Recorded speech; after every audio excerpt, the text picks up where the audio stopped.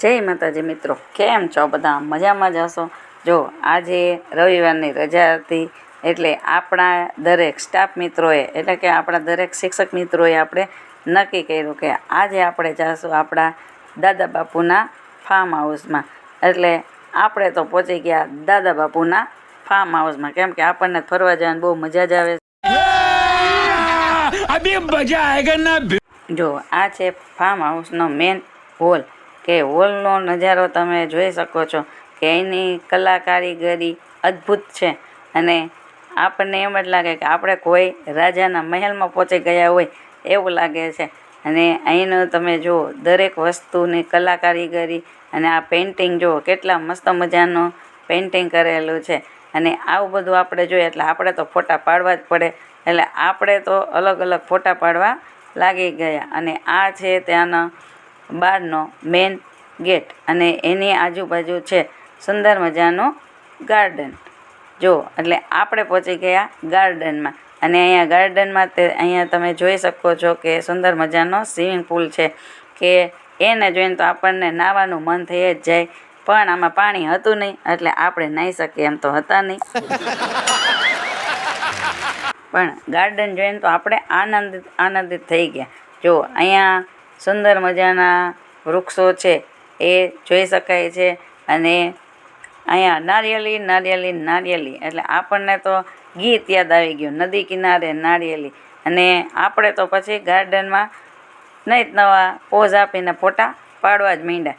અને આપણને એની દરેક વસ્તુ જોઈને ખૂબ મજા આવી. આ જુઓ માટલું, તો આપણને લાગ્યું કે આવડું મોટું માટલું લાવો માપી લે. આપણે માટલાની પાસે ઊભા રહીને ફોટા પાડી જ લીધા. ઓહો, આવડા મોટા માટલા. અને અહીંયા જુઓ જાતે જાતના સુંદર મજાના ફૂલોનો બગીચો છે, કે એ જોઈને આપણને તો અત્યંત આનંદ જ થાય.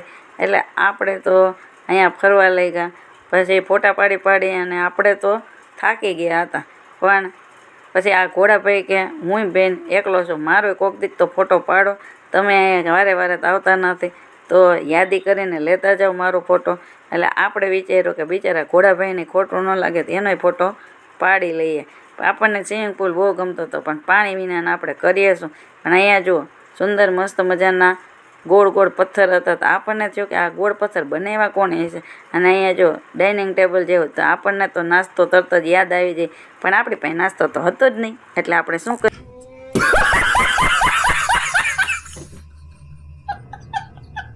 ફોટા પાડવામાં આપણે 2-3 કલાક તો આરામથી કાઢી નાખી. જુદા જુદા પોઝ આપવામાં ઘડીક આમ પડ્યા ને ઘડીક તેમ પડ્યા. પછી ગુરુજી કે આપણે હવે ઘરે જવાનું છે, અહીંયા ને અહીંયા આપણે રાત નથી કરવાની. પણ આપણો તો વિચાર હતો જ નહીં ઘરે જવાનો. આપણને તો આટલું મસ્ત મજાનું ફાર્મ હાઉસ હોય અને આટલું સુંદર લોકેશન હોય એટલે આપણને ઘરે જવાનું મન થાય જ નહીં. આપણને તો મનમાં વિચાર આવ્યો કે અહીંયા ને અહીંયા આપણે 4-5 મહિના તો રોકાઈ જ જાય, બહુ જાજુ તો ન રહેવાય કોકના ઘરે. એટલે આપણે જાજુ નહીં રોકાય, પણ 4-5 મહિના તો રોકાઈ જ જવું જોઈએ એવું આપણને મન હતું.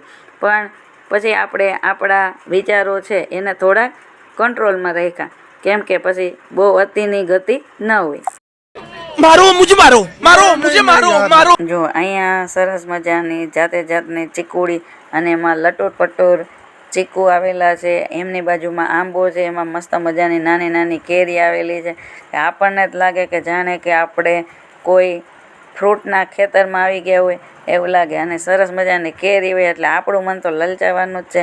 કે આપણને એમ થયું કે જો કોઈ ધ્યાન રાખવાવાળા ન જોઈએ તો આપણે તે 15-20 મણ કેરી છે એ તોડી જ લઈએ, અને આપણે તોડીને ઘર ભીતર થઈ જઈએ.